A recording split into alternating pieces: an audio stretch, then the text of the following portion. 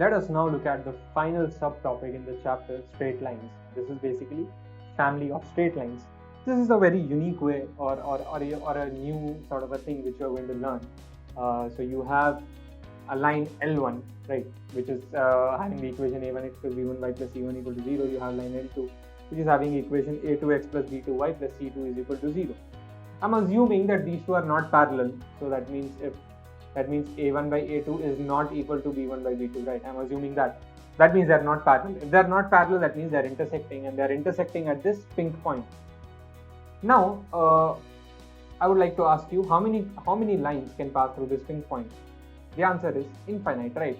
There are so many lines which can pass through this. So you might have, one passing like this. You might have one passing like this.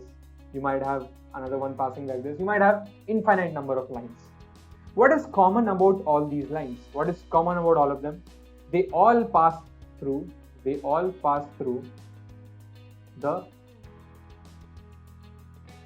pink point, right?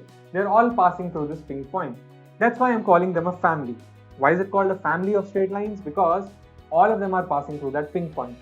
Now, is it possible for me to represent all of these lines which are passing through this pink point in a single equation? The answer is yes. And that is what this subtopic is all about. So I'm taking this L1, I'm taking this L2. If I take this particular equation, L1 plus some lambda which is a scalar, because it can be anything between minus infinity to infinity, and that into lambda is equal to 0.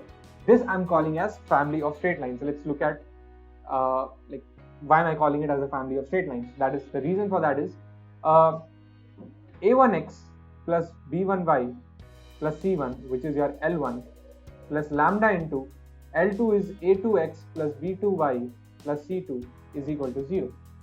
Right. This is your family of straight lines. I'm calling this as family. Why? Because if I take this pink point, let this pink point be x0, y0, right? This pink point, will it satisfy L1? The answer is yes, because it was originally lying on L1, right? So a1 x0 plus b1 y0 plus c1 was equal to 0 because x0 y0 lies on it.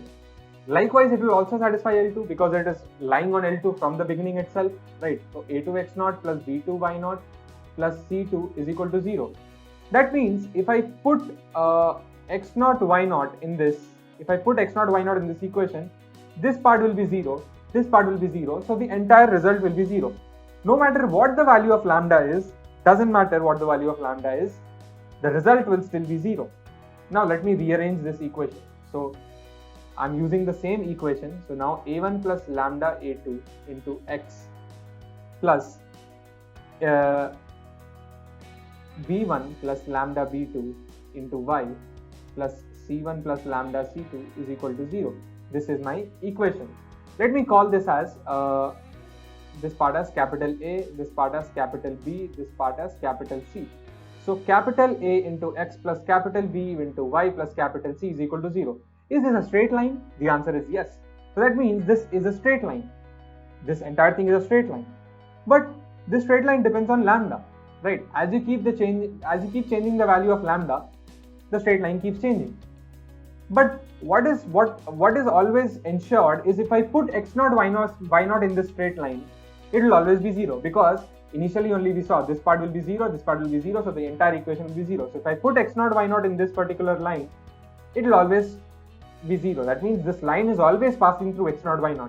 But as you keep changing the value of lambda, you will keep getting different lines, but those lines will all pass through the pink point, which is your x0 y0. So this is how you are getting the family. So as you keep changing the value of lambda, you might get this line, or you might get this line, or you might get this, or you might get this, or you might get this. Right? You might keep getting different lines. But the one thing that's common about all those lines is they're passing through this pink point because x0 y0 is always being obeyed.